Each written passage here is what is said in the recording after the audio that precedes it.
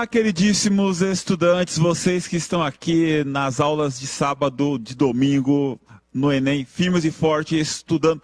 Cara, e aí, como é que estão as aulas de redação? Gostaram da primeira aula? Agora vamos para a segunda aula de redação, espetacular. Porque vamos falar sobre o que hoje? Vamos falar sobre textos motivadores. Porque funciona assim. Eu tenho muita saudade da minha infância na escola, quando a professora chegava no primeiro dia de aula e falava: escreva sobre as suas férias. Cara, ela pegava, dava o tema pra gente, ó, faz aí, ó, faz sobre as férias. Só que acontece que a gente se modernizou e o Enem trouxe isso. Porque o que acontece? A prova de redação do Enem não é uma prova apenas de escrita. Quando a professora pedia para você escrever sobre as suas férias, ela pedia para treinar a sua escrita, para saber o quanto você sabia escrever. Só que o Enem não é apenas isso. É uma prova de leitura, interpretação, análise e escrita. E os textos motivadores funcionam muito para isso. Por quê? Porque não vai chegar a prova e falar: olha, fale sobre a educação. Escreva sobre o preconceito. Escreva sobre, sei lá, violência contra a mulher. Tem umas que já caíram no Enem. Quando alguém chegar no dia seguinte da prova para você e falar: ah, não, a redação foi sobre educação para surdos, a pessoa vai estar mentindo para você. Por quê? Ela vai estar mentindo. Porque, na verdade, o que acontece? Existe um tema comum a todos os textos, existe um mote, uma linha a ser seguida, mas existem principalmente, sobretudo e acima de tudo, os textos motivadores. Os textos motivadores são necessários e você precisa lê-los para compreender a proposta, o encaminhamento que tem que ser dado no seu texto. No seu texto, sim, que tem que ser um texto inédito, não pode ser cópia dos textos motivadores. Eles estão lá para quê? Para motivar. E como é que você é motivado? Pronto, está aí a aula de agora. Você, nesta aula espetacular, vai aprender como utilizar os textos motivadores a seu favor. Tanto na hora de ler, compreender, quanto na hora de escrever. Cara, que aula espetacular, professor Phelps mandando muito bem. Eu parei para ver essa aula e eu aprendi muito com ele, repensei muita coisa e posso falar para vocês que a sua mente vai mudar quando você parar para ver. Quanta expectativa, né? Nossa, estou criando uma expectativa enorme para a aula, porque a aula é boa mesmo. Você vai aprender que os textos motivadores não... Vou me repetir porque é importante mesmo. Você vai aprender que os textos motivadores não estão lá apenas como enfeite. Sabe por que eu estou falando isso? Porque eu dou aula há muito tempo, em cursinho principalmente, inclusive, e muitos estudantes, muitos vestibulandos falam que eu nem parei para ler os textos, né? Porque tem tanto texto lá, tanta leitura, vou ler mais aquilo, leu qual é a proposta e passa batido. Gente, não é assim que funciona. Então, esta aula é fundamental para você fazer a sua redação, o seu texto dissertativo, argumentativo do Enem, para que a sua prova seja bem feita e para que a sua redação seja nota 1000. Então, vamos à nota 1000 do Enem, ou o mais próximo possível. Então, vamos lá, excelente aula para você, boa aula, é isto.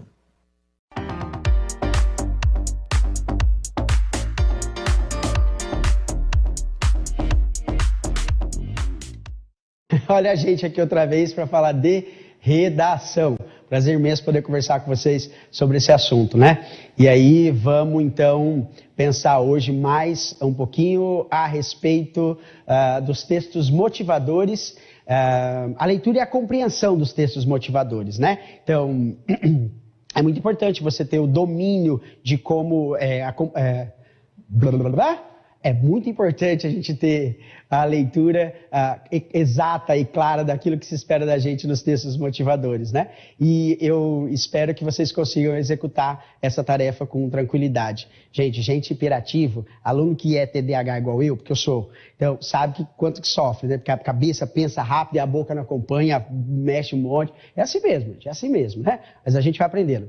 Me marca, me chama lá e me conta como é que está indo o seu projeto de redação, me fala como é que foi a sua última atividade, o que você fez. Professor Phelps Marinho, projeto Redação Nota 1000, estou muito feliz de poder participar com vocês desse projeto, espero que a gente consiga se aproximar, as redes sociais estão aí, eu gosto muito quando os alunos vêm me falar, Phelps, estou tentando aqui, me ajuda me ajuda com esse projeto, me ajuda nesse argumento, tá? Conta comigo aí, o que eu puder ajudar vocês, vai ser um prazer imenso a gente fazer amizade. Combinado? Olha só, então, vamos pensar sobre os textos motivadores. Vamos relembrar na aula passada, o que eu tinha dito? Que a coletânea do Enem, a prova do Enem, ela é composta por 3 elementos fundamentais, tá? As regras, que a gente viu na aula passada, né? na semana passada, na aula passada. Depois, com os textos motivadores, os textos de apoio para a gente escrever e com a proposta. Então, só para a gente relembrar, no módulo anterior, a gente falou um pouquinho das regras e falou também um pouquinho da proposta. Então, nesta aula, eu quero que a gente pense juntos aqui a respeito dos textos motivadores. Se você tiver a oportunidade aí de baixar a proposta de redação do Enem de 2019, que é essa daqui, você vai conseguir visualizar melhor o que eu estou dizendo. Então, aqui estão as regras, conforme a gente conversou, aqui está a proposta e a coletânea de textos de apoio. Tudo bem? Vamos pensar então como é que funciona? 3 regrinhas fundamentais para a gente ler corretamente, adequadamente e organizar o projeto de texto enquanto a gente vai lendo a proposta de redação. Então, nós precisamos dominar 3 regrinhas, elas são básicas assim, elas são de organização mesmo do raciocínio. Tem muita informação para a gente processar e a gente tem pouco tempo. Não bastasse isso, a gente perde tempo. A gente perde tempo comendo, a gente perde tempo no banheiro, pensando na vida, vendo os outros que levantam, com o ventilador que para. A gente perde tempo. Então, a gente precisa processar essas informações muito rapidamente, né? E esse é um desafio que a gente precisa ir vencendo ao longo dos estudos, cronometrando quanto a gente leva para ler e compreender. Tudo bem? Então, essas regrinhas elas servem para organizar o nosso raciocínio. Pensa comigo aí então, na tela, olha o que a gente tem. A leitura da proposta, tá? Primeira regra, assim que você pegar o seu caderno e for fazer a sua redação, a primeira coisa que você vai fazer é ir direto na proposta. Ao ir na proposta, você vai fazer nessa sequência. Leia a proposta, a frase, tema e destaca. Pega a sua canetinha preta e passa embaixo ali, ó, grifa onde é que está exatamente o tema, destaca. E mais importante do que isso, marque as palavras-chave, grifa esse conceito aí que eu estou falando, printa esse conceito aí que eu estou falando, porque eu vou falar dele muitas vezes, e você vai ter que lembrar. O que quer dizer, Phelps? Palavras-chave são aquelas expressões que caracterizam o tema. Lembra na aula anterior? Que eu colocava um tema aqui pra gente e dizia, vamos marcar umas palavrinhas? Essas palavras vão ter que aparecer na sua redação. Presta atenção, Phelps. Aluno inteligente coloca as palavras-chave do tema na introdução da redação. Porque ele vai dizer assim, corretor, eu sei do que eu tô falando. Eu sei sobre o que eu tô falando. Eu estou falando sobre esse tema aqui, esse tema desse jeito. Então, você vai aprender a fazer desse jeito. Então, vamos treinar aqui como é que funciona essa questão. Tudo bem? Então, primeira regra elementar na leitura e na compreensão dos textos dentro da proposta do Enem. É você ir direto para a proposta, marcar o tema e grifar as palavras-chave. Falar, essas palavras precisam aparecer na minha redação. Vamos pensar sobre isso um minutinho, né? Sobre essa caracterização, Phelps, você esqueceu de falar pra gente. Põe na tela para eles printarem. Faz esse percurso, segue a setinha.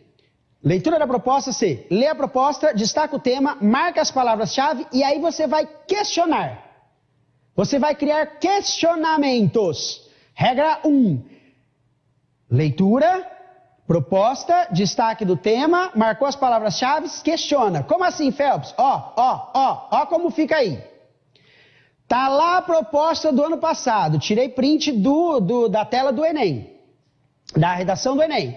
Da proposta do Enem, está escrito lá, a partir da leitura dos textos motivadores, democratização do acesso ao cinema no Brasil. Grifou? Grifou. Grifei democratização do acesso no Brasil. Trouxe aqui para eu ver, grandão agora. Democratização do acesso no Brasil. Quais são as palavras-chave? Quais são aquelas que eu preciso falar no meu texto? Democratização, acesso, cinema. Phelps, mas eu não preciso falar Brasil? Lembra o que eu disse na semana passada? todos os problemas que aparecem no Enem, eles são referentes ao Brasil. E se eles são referentes ao Brasil, não tem problema nenhum você não necessariamente mencionar o Brasil. Você pode, você vai ter que falar, né, lógico, de alguma maneira, porque você está falando da sua sociedade, da sociedade na qual você está inserido, a qual você pertence. Mas, se todos os temas vão ser no Brasil, as palavras importantes, ó, você precisa falar sobre a democratização. Democratização do quê? Não é do cinema, é do acesso ao cinema. Pensou no que isso quer dizer? Acesso, ó, entrar. Acessar a internet, entrar na internet. Ou seja, eu preciso democratizar. O que é democracia? Democratia. É aquilo que é o regime, o governo, né, que é exercido pelo povo. Então, democratizar significa dar acesso ao povo. As pessoas em geral, independente de classe social, independente de etnia, de gênero, independente dessas características. Tudo bem? Então, quando o Enem está pedindo para a gente pensar na democratização do acesso ao cinema no Brasil, eu marquei ali quais são as palavras-chave, eu vou problematizar e criar um questionamento. Foca aí na tela, ó. Problema. Nem todos os brasileiros acessam o cinema. Esse é o problema. Se eu preciso falar em democratização, o Enem está dizendo, o cinema não é democrático.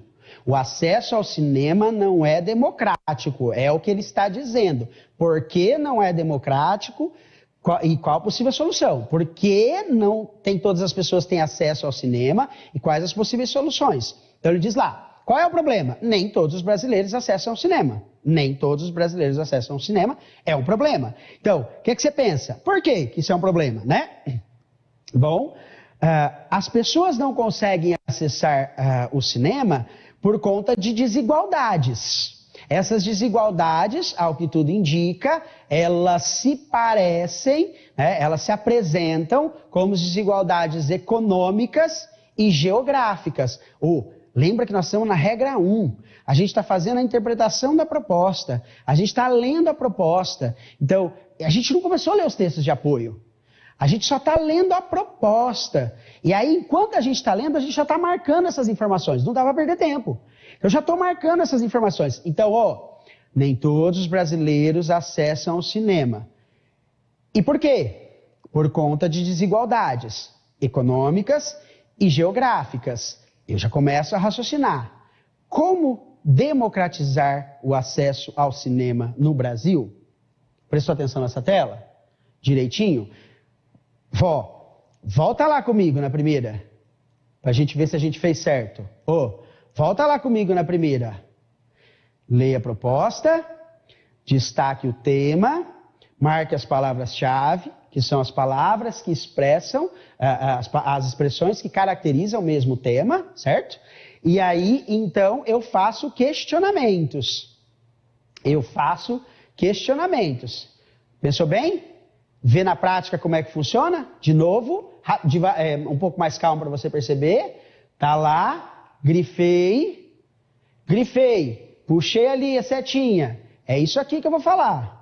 Tá, mas sobre quais palavras especificamente eu preciso falar? Sobre democratizar acesso ao cinema. Preciso falar sobre isso. Já identifico um problema, porque o Enem está cantando a bola para mim. Qual o problema é? Nem todos os brasileiros acessam ao cinema. E por quê? Intuição, gente, repertório. Ó o que está escrito aqui, a partir da leitura dos textos motivadores e com base nos conhecimentos construídos ao longo de sua formação. Então você tem um repertório já. Tem algo que já te indica. Por que será que as pessoas vão ao cinema? Porra, é caro, né? É caro ir no cinema. Não é barato. Eu moro numa cidade, Felps, que não tem cinema. Olha, você já conseguiu pensar duas coisas, cara. Tá vendo que tem a ver com você, com a sua vida, que está ao seu redor. Então, pensa bem. Por que isso acontece? Por questão de desigualdade. E por que questão de desigualdade? Porque é caro. Nem todo mundo consegue acessar. E por quê? Porque na minha cidade não tem cinema. Captou? Aí você se pergunta, e aí? Como democratizar o acesso ao cinema no Brasil? Entendeu a chavinha? Eu sei que sim. Bom, regrinha de número 2. O que é que a gente tem que ter na regra de número 2? A leitura dos textos motivadores. Então, primeira regra, e aqui a gente vai precisar ler um pouquinho, tá bom? Tem que ler com vocês, marcar algumas coisas, muita concentração aí, foca comigo pra gente não errar. Então, a gente vai ler junto os textos motivadores, tá? Da proposta do Enem de 2019. Quando eu tô Pega aí na tela. Quando eu estou olhando os textos motivadores, o que é que eu vou ter que fazer? O que é que eu tenho que buscar? Eu vou ler todos os textos de apoio e vou destacar informações importantes que podem me ajudar nos questionamentos. Então, elas podem me ajudar quando eu estou questionando. Então, de novo, regra 2. Regra 1, ler a proposta. Regra 2, ler os textos motivadores. Enquanto eu leio os textos motivadores ou textos de apoio, tanto faz, né? Destaque informações importantes que ajudem a responder aos questionamentos. Tudo bem? Que tipo de informação, Phelps? Encontrem dados estatísticos, fatos, citações, exemplos, né? Encontrem informações, destaquem informações que podem te ajudar. Tá lendo? Como é que chama? Textos motivadores. Então, se eles chamam textos motivadores, eles estão ali para te motivar a escrever. Phelps, eu leio e não tenho motivação nenhuma. Não é nesse sentido, velho. Eu leio os textos para chorar. Não é nesse sentido. Textos motivadores quer dizer que eles oferecem informações que eles apoiam a sua escrita. Tudo bem? Por isso que é nesse sentido de texto motivador. Mas aí, muita atenção no que eu vou te dizer. E está bem ali marcado para você. Não copie os textos de apoio.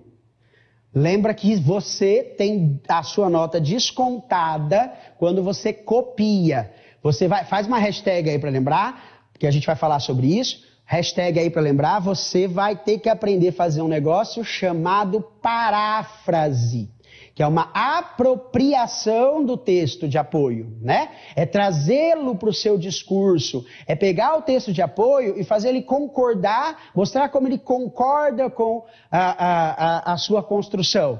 Então, não é para você copiar essas informações pura e simplesmente, é para você criar um sentido para elas dentro do seu texto. Então, regra de número 2, para a gente printar na tela com todas as informações. Então, leitura dos textos motivadores. Você vai ler todos os textos de apoio, vai destacar as informações que você julga que é importante para construir aquele seu raciocínio. Qual raciocínio? Aquele que você está na cabeça da tela anterior.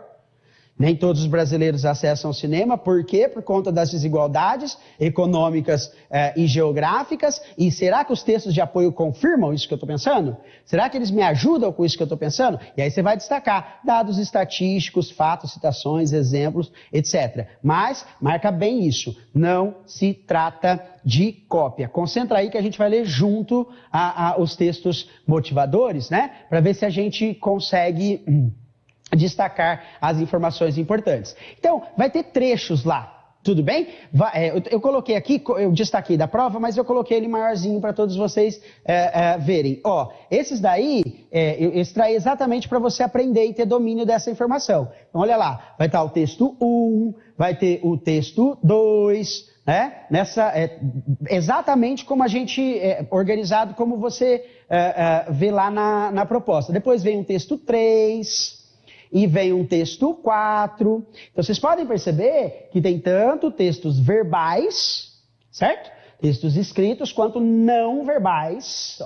Tem imagens, pode ter propaganda, então pode ter gráfico, pode ter diferentes tipos de texto para que você pense sobre essa questão, tá? Mas aí vamos ler juntos o texto de número 1. Foca aí, Então, no texto de número 1, a gente tem o seguinte: no dia da primeira exibição pública de cinema, 28 de dezembro de 1895, em Paris, um homem de teatro que trabalhava com mágicas, Georges Méliès, foi falar com Lumière, um dos inventores do cinema. Queria adquirir um aparelho e Lumière desencorajou-o, Disse-lhe que o cinematógrafo não tinha o menor futuro como espetáculo. Era um instrumento científico para reproduzir o movimento e só poderia servir para pesquisas. Mesmo que o público, no início, se divertisse com ele, seria uma novidade breve. Ele traz uma informação para a gente aí interessante. Ele mostra para a gente, olha o que eu estou grifando aí do texto, ele mostra para a gente, do ponto de vista da história do cinema, 1895. Ô Phelps, por que isso pode ser importante? Que eu posso dizer lá na minha introdução. Desde 1895, quando o cinema começava a adquirir, né, começava a chegar nas comunidades, eu posso começar falando por aí, né? Quanto tempo de lá para cá? Quanto tempo a gente teve de informação? O que modificou no cinema? Né? Então, ele traz para a gente uma informação histórica. Eu posso guardar essa informação, porque eu vou ensinar isso no outro módulo, mas eu posso pegar essa informação histórica e, a partir dela, construir um raciocínio. Está entendendo como é ler texto de apoio? É grifar o que é que pode me ajudar em relação a isso. Ele traz uma informação que pode ser importante para a gente lá na frente. Tudo bem? Aí depois diz assim, ó. O cinematógrafo não tinha o menor futuro como espetáculo. Era um instrumento científico para reproduzir o movimento e só poderia servir para pesquisas, mesmo que o público no início se divertisse. Essa informação, ela se sustenta no dia de hoje? Sim ou não? Não, né? Ó a pegadinha. Ó como você pode se apropriar disso. Nós estamos falando justamente sobre a democratização do acesso ao cinema e o que um dos inventores do cinema, um dos pioneiros na projeção lá disse. Imagina, isso só serve para experimento científico. E a gente está falando em democratização do acesso.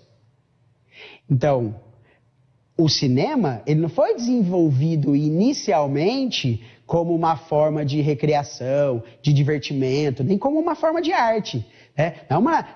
Não era um espaço no qual a gente, no início, ele não foi feito para apreciação, mas para pesquisa científica. Outras ferramentas acontecem isso também, né? A internet, por exemplo, era uma invenção, do ponto de vista histórico, era uma invenção militar, né? Hoje a gente usa em todos os nossos... A gente fala sobre... A gente vive hoje a era da informação porque a gente é hiperdependente da conectividade. Olha aqui. Eu aqui na casa de vocês, né? Super conectados. Então, a gente vive essa era da informação em que sem informação a gente não consegue. Mas olha como você pode tentar pensar um raciocínio, né? Ironicamente, ou aquilo que não era para ser um mecanismo, né? Um instrumento de arte, de cultura, né? Era só uma pesquisa científica, tornou-se algo sobre o qual a gente fala enquanto democratização do acesso. Tudo bem? Grifei essa informação como importante e o texto continua. Vamos pegar o raciocínio aqui, né, Phelps? Então, diria, no início, se divertisse com ele, seria uma novidade de vida breve. Logo, cansaria. Lumière enganou-se. E ó a perguntinha. Como essa estranha máquina de austeros, de exigentes, né, de duros, de bravos cientistas, virou uma máquina de contar histórias, ou histórias como está escrito, pessoal? Lembra disso? História, porque não são histórias verdadeiras, né? São histórias da ficção, são histórias literárias, né? São histórias fantásticas. Histórias para enormes plateias, de geração em geração, durante já quase um século. O texto termina com um questionamento. Como algo que tinha uma finalidade, hoje entra no nosso radar para a gente discutir como mecanismo de acesso. Pensa bem. Ó, deu um gatilho aqui, ó. Deu um gatilho aqui, ó. Ó, tô ouvindo. Ó, um tema que pode cair aí, ó. Se eu acertar o tema, hein? Se eu acertar o tema, eu quero festa. O mesmo não acontece com a internet? Com relação ao... o mesmo não acontece com a conexão?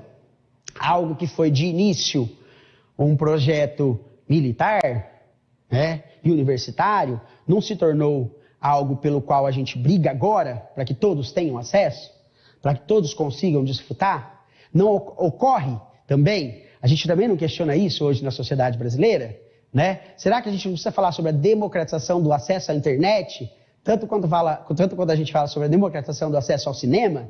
Sim ou não? Responde aí. Isso não poderia vir ser um tema de redação? Claro que poderia.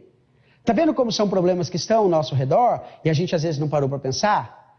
Tá? Faz essa hashtag para lembrar depois. Então, como essa estranha máquina se tornou um objeto agora de discussão de acesso, né, de democratização de acesso. Grifei essas informações, texto de número 2, diz o seguinte: Edgar Morin define o cinema como uma máquina que registra a existência e a restitui, e a devolve, né? Registra a existência e a devolve como tal. Porém, levando em consideração o indivíduo, ou seja, o cinema seria um meio de transportar para a tela o universo pessoal, solicitando a participação do espectador. Parece que ele está respondendo à pergunta do texto anterior. Veja o que é interpretação, gente. E como é importante, ó, regrinha 2, interpretar os textos motivadores. Como é importante você ali aprender a interpretar esses textos. Pensa bem, ele não está respondendo ao questionamento anterior. Veja lá comigo, vem nessa aqui, ó. Vem nessa aqui comigo, ó. Voltando. Ih, tô atrapalhado aqui tudo, hein? Ó, nessa aqui que eu quero ficar na tela. Eu faço careta enquanto falo, e aí depois viro figurinha de WhatsApp. Ó, como essa estranha máquina de austeros cientistas virou uma máquina de contar histórias para enormes plateias de geração em geração, o que ele fala aqui? Ó, o cinema seria um meio de transpor para a tela o universo pessoal, solicitando a participação do espectador. Já sentiu isso? Já sentiu? Já viu uma música, sabe, assim, romântica, dessas esquisitas que vocês ouvem, cantam, sabe? E aí você fala assim, gente, parece que ele fez essa música pra mim, ó. Ó, parece que é meu nome. Né? Assiste uma série ali, dá um vazio depois, porque a série acabou. Ou assiste um filme e fala, eu quero um amor como esse aí. Tem gente que é esquisita. Tem gente que assiste filme romântico, sai de lá, ó, pitoladinho. Eu falo, tem problema assistir filme romântico, né? Eu quero um amor como esse, né? Eu saio do filme do Homem-Aranha, mas não saio tacando... Bom, deixa pra lá. Pensa comigo. Porque o cinema, ele desperta na gente uma vontade de ser. A gente se coloca naquela condição. A gente se transpõe para lá. A gente se imagina lá. Felps, você é maluco? Ah, pensa bem. Se a gente assiste aí uma franquia, sei lá, Velozes e Furiosos, e a gente se imagina dirigindo o carro. A gente se imagina naquela ideia, né? Ou então a gente assiste um filme de super-herói, ou um filme de romance, ou ouve uma música que é interessante, e a gente se vê naquela construção, a gente se imagina ali, é o que o Edgar Morin está falando. Então, parece que ele captura o que acontece com a gente. Ou quantas vezes a gente assiste a um filme e a gente torce não é pro mocinho. Não é pro mocinho que a gente torce, né? Por quê? Porque a gente se identifica com aquelas características, né? A gente se sente naquela condição. Pô, estamos agindo de modo errado. Então, esse transpor para a tela, esse ir, é da natureza da arte. Gente, a arte tem um papel importantíssimo na nossa vida. E o cinema é considerado a 7ª arte. Uma forma de. E por que ela tem um papel importantíssimo? Porque ela parece nos representar. Ela parece nos alimentar, fazer sentido, né? Parece que ela inspira a gente, parece que ela motiva, faz a gente acreditar em uma série de coisas. Né? Então a gente assiste um filme e se sente, uau, Será que eu consigo? Se essa pessoa conseguiu, a gente lê um livro, a gente se sente naquele lugar. Então, o Edgar Morin está trabalhando com a ideia de que isso é possível, né? Que o cinema ele tem esse poder de transpor da tela o universo pessoal para cá. Ou é ligeiro você tem que ficar. Você tem que ficar ligeiro com os textos de apoio, porque eles fornecem muita informação. Tudo bem? Vê se aí, ó, na sua telinha. Diz... É o texto de número 3. Deixa eu extrair exatamente da proposta do Enem. Ó, conforme está lá. Da telona para as telinhas. Cresce o percentual de brasileiros que frequentam salas de cinema e o interesse por filmes tem destaque no consumo de TV. Entenda. Nos últimos 5 anos, a penetração no cinema cresceu 43% entre os brasileiros. Então tem um dado estatístico ali que você pode falar. E aí ele traz algumas características que são importantes. 88% dos telespectadores assistem a filmes na TV regularmente. 17% da população frequenta o cinema, no total. E olha lá embaixo, porque tem ali em cinema, tem um asterisco, tem uma marquinha. Lá embaixo, ó, onde está... 95% dos que foram ao cinema assistem a filmes na TV. Embaixo está escrito, assistiu nos últimos 30 dias. 17% só da população foi ao cinema. Percebeu esse dado? Como ele pode ser importante para você? Quer dizer, o cinema é democratizado se só 17% da população. Pois ele diz, 19% dos telespectadores de filmes na TV vão ao cinema. E 95% dos que foram ao cinema assistem a filmes na TV. Viu a pegadinha? Você percebeu aí o jogo que ele está fazendo com os números? Como você pode se apropriar disso? O Enem está te contando, ele está justificando. Está vendo como eu estou te falando que é um problema? É muito pouco. Muito pouco. Poucas pessoas conseguem ir ao cinema. Como num país de mais de 200 milhões de pessoas, com as propriedades, com a grandiosidade que tem o Brasil, como é que as pessoas não acessam? Gente, isso tem que mover a gente na indignação. Situações, problemas, elas existem para a gente pensar em problemas reais do nosso país. E a indignação é a maneira que a gente tem para mudar o mundo, né? Para transformar a realidade. Na hora que você entra na faculdade, indignação tem nada a ver com a raiva, que são outras coisas. Mas a indignação ela vai gerar filhos. Ela vai fazer com que a gente tenha esperança, que a gente busque outras ideias. Então, quer dizer, se você é indignado com uma situação atual, seja ela qual for, né? Então você idealiza entrar para a faculdade, mudar aquela situação, produzir sentido, né? Para a vida das pessoas, impactar a vida das pessoas, né? É um prazer imenso conversar com vocês que são alunos da escola pública. Eu sou aluno da escola pública, né? Estudei a minha vida inteira em escola pública, né? E aí fiz o ensino médio na escola pública, depois fui para a universidade. E aí, um charmezinho para vocês, eu estudei jornalismo, depois estudei letras. E isso é legal, porque eu pude estudar na universidade pública também. Então isso é muito bacana. A gente poder, agora, conversar com alunos que são do mesmo lugar que eu saí. Que passam os mesmos perrengues que eu passo. Então, pensar sobre isso é importantíssimo, né? A indignação ela vai fazer a gente modificar. Como é que a gente pode aceitar que só esse % de população assiste filme, né, no cinema? Isso vai fazer com que a gente se modifique, mude o pensamento e vai buscar outras características. Qual é a conclusão que a gente tira, né? Os brasileiros gostam de assistir a filmes, né? Gostam de cinema. Eles só não conseguem chegar até lá. 88% dos telespectadores que assistem a filmes na TV, é alto, né? Essa pegadinha aí, né? A filmes na TV regularmente, né? Então as pessoas gostam de assistir filme na TV, no YouTube, dos streaming aí que existem os vários, né? Mas a gente gosta de filme, né? A gente não quer só comida, a gente quer comida, educação e arte. E o cinema é uma forma de arte, tudo bem? E o último texto de apoio que aparece pra gente é o texto de número 4. Olha como esse texto é importante. O Brasil já teve um parque exibidor vigoroso e descentralizado, quase 3.300 salas em 1975, uma para cada 30 mil habitantes, 80% em cidades do interior. Desde então, o país mudou, quase 120 milhões de pessoas a mais passaram a viver nas cidades. A urbanização acelerada, a falta de investimento em infraestrutura urbana, a baixa capitalização das empresas exibidoras, as mudanças tecnológicas, entre outros fatores, alteraram a geografia do cinema.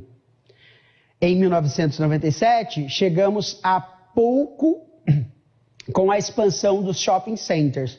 A atividade de exibição se reorganizou. O número de cinemas duplicou, até chegar às atuais 2.200 salas.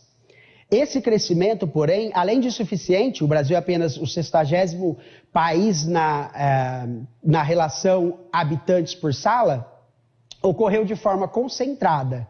Foram privilegiadas as áreas de renda mais alta das grandes cidades. Populações inteiras foram excluídas do universo do cinema ou continuam mal atendidas. O norte e o nordeste, as periferias urbanas, as cidades pequenas, em média do interior. Vamos voltar um pouquinho no outro, para a gente conectar os dois? O que ele está falando aí para a gente?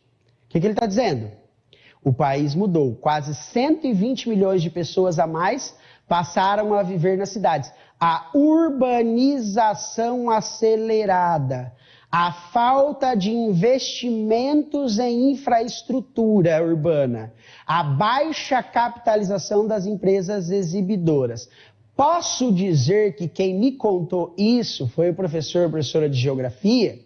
Nós estamos falando da mudança da organização da sociedade enquanto povo, né, enquanto grupo. Então, as questões geográficas, as pessoas saíram de uma região e foram para outra região, certo? Então, houve uma mudança no paradigma organizacional da sociedade, tá? Então,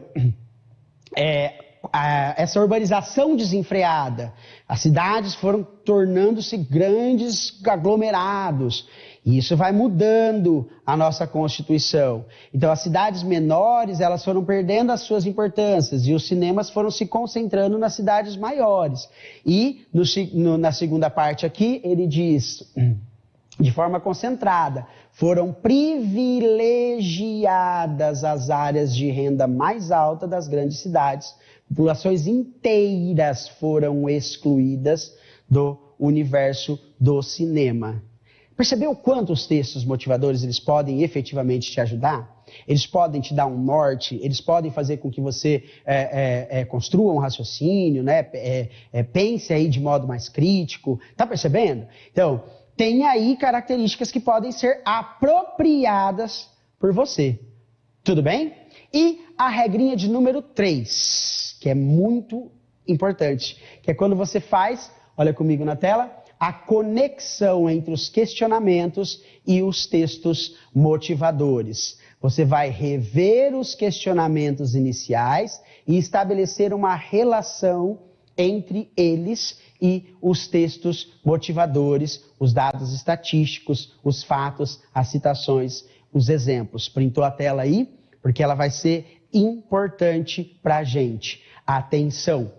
Apropriação é diferente de cópia. Lembra que eu falei que a gente vai aprender a fazer paráfrase, a se apropriar dos textos motivadores. Dito isso, olha o que a gente tem na próxima tela. Está lá, regra número 1, o que eu tenho? Democratização do acesso ao cinema no Brasil, certo? As palavras-chave estão ali grifadas. Identifiquei um problema, qual é? Poucos brasileiros têm acesso ao cinema. Por quê? E como democratizar? Porque a gente tinha dito que tinha a ver com desigualdades. Elas eram econômicas e geográficas. O que agora os textos ajudaram a gente a ter certeza? Que as desigualdades econômicas, os textos reforçaram aquilo que a gente pensava, né? Pessoas de baixa renda são excluídas por razões históricas, né? Historicamente, a mudança, o modo como a sociedade foi se urbanizando, fez com que algumas pessoas ficassem excluídas desses espaços. E, geograficamente, a urbanização acelerada dificultou o acesso ao cinema Tudo bem? Agora sim a gente pode tentar pensar em como democratizar o acesso ao cinema no Brasil. Então, o que você faz nesse terceiro momento, né? Nessa terceira regra? Volta a rever os seus Volta a rever, como é que é o nome disso, Phelps? Pleonasmo, né? Você revê as características, né, iniciais lá, suas discussões iniciais, você pensa sobre elas e vai criando uma conexão entre o começo do seu projeto, né, o início ali do seu projeto, e aí aquilo que você encontrou nos textos motivadores. Ou seja, você vai pensar como é que se os textos motivadores concordam ou discordam da sua posição inicial. Vamos fazer então aí, ó, montar o projeto de texto. Qual é o problema? Por que é um problema? Quais as causas do problema? Quais as possíveis soluções? Que é o que a gente vai ter sempre que discutir, né? Eu vou sempre mostrar essa tela para vocês pensarem. Então, democratização do acesso ao cinema no Brasil. O problema é o acesso ao cinema não é democrático. Ponto. Por que é um problema? Porque desrespeita princípios constitucionais. A nossa Constituição não permite que pessoas sejam excluídas, que pessoas vivam sem acesso a todas as áreas da sociedade. Causas do problema: exclusão histórica e urbanização acelerada. Printou a tela? Deu para entender? Tá para ficar claro? Então, o que a gente aprende hoje, né? Que a gente consegue, como é que a gente pode organizar o que a gente vê no módulo de hoje? Ah, o Phelps, você esqueceu de falar pra gente. Pô, volta aí. Ah, verdade, olha aqui, ó. Põe na tela para eles printarem de novo. Quando eu coloco causas do problema, né? E aí eu identifico quais são essas causas, eu já deixei aqui algum charminho para vocês entenderem, que é o nosso debate da próxima aula. Então aí você vai ter na exclusão histórica o argumento 1, e na urbanização acelerada, o argumento 2, tá? Você vai desenvolver no primeiro argumento a exclusão histórica, né? Que é pelas quais as pessoas passaram e passam até hoje, e a urbanização acelerada, você vai poder trabalhar no argumento 2, tudo bem? Agora sim, o que a gente viu hoje na nossa teoria, e agora sim comigo aqui, junto. Na nossa teoria, 3 regrinhas fundamentais e importantes com as quais a gente pode ler adequadamente e compreender a proposta de redação. Então, na regrinha 1, leitura e interpretação da proposta de redação, tudo bem? Então, vou lá, peguei a proposta, vou direto no tema, grifo direitinho, marco as palavras-chave e por aí vai. Regra 2, leitura adequada dos textos motivadores, certo? Eu vou ali observar se esses textos motivadores me ajudam a compreender o tema, né, me provocam em relação ao que é o tema. E a regrinha de número 3 é quando eu faço a conexão de todas essas ideias. Tudo bem? Para a gente exercitar então em casa, mais um tema, bota na tela para printar.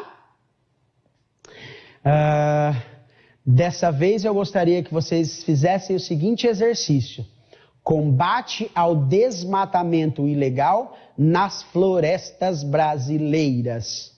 E aí você destaca qual é o problema, por que é o problema, quais as possíveis causas do problema, e aí então o que você faz? Feito isso, feito esse exercício, me chama aí, me marca no seu exercício, me marca, ficou ótimo. Phelps Marinho, professor de redação, estamos no nosso projeto Redação Nota 1000. Tudo bem? Prazer imenso estar aqui com vocês, um beijão e até a próxima aula. Valeu!